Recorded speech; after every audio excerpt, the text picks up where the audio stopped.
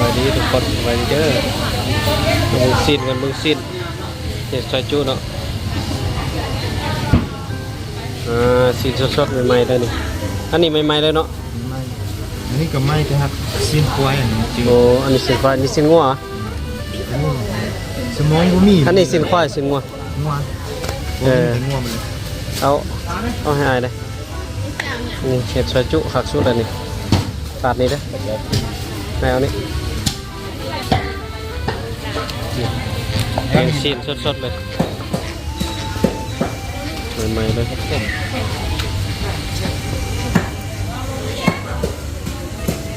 โอ้ซีนมีหลายชนิด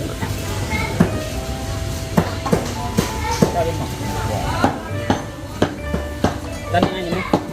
ดูไหมสุดเลย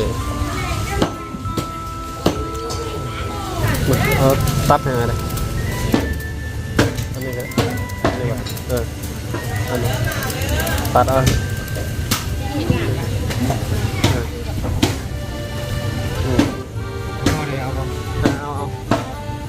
ย่อเลยขึ้นใหม่จับย่อขึ้นใหม่นี่แหละครับผู้คันหน้านะครับโอเคนี่โอเคนั่นแหละหมดแค่ลังเลยมีโชดเลยเด็ดใส่จุนะ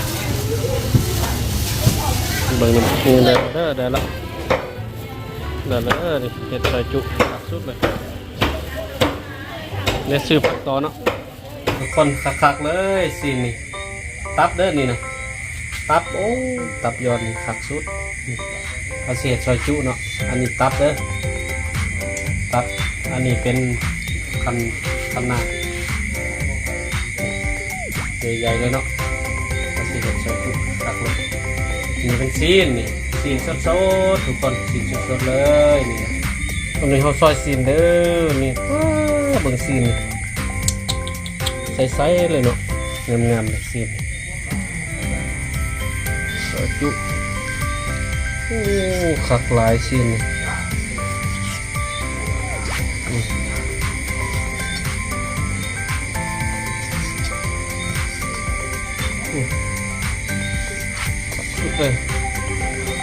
เห็บหอยเด้อตอนนี้เห็บหอยละซอยกระเทียมหอยมีตับหวานสิ่งสดเนาะอันนี้คันเทนานี่30ลึบ30กับผักเด้ออันนี้ผักลาบหอมลาบมีมะเขือมะแตงผักข้าวตองเนาะนี่เนาะแล้วก็ลูกชีมาทุกคนมาแซ่บๆนำกันนี่เจียวเหี้ยครับเลยมาจู้นำกันนี่สีนสดๆเลย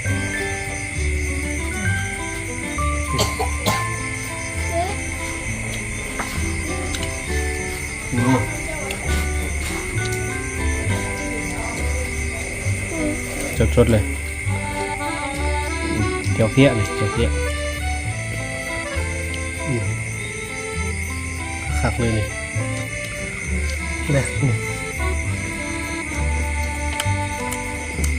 หอม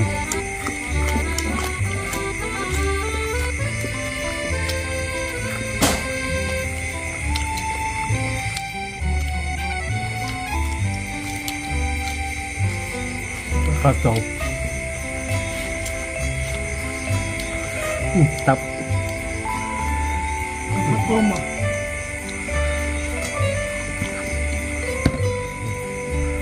คักเลย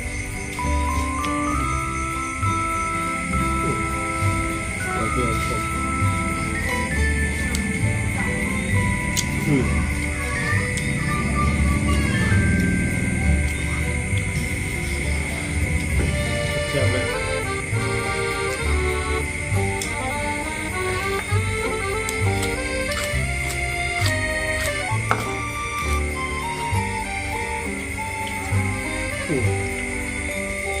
กินสดๆตับนี่มันนี่แซ่บ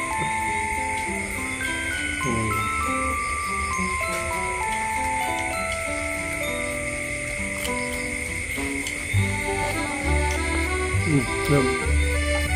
กินสดๆ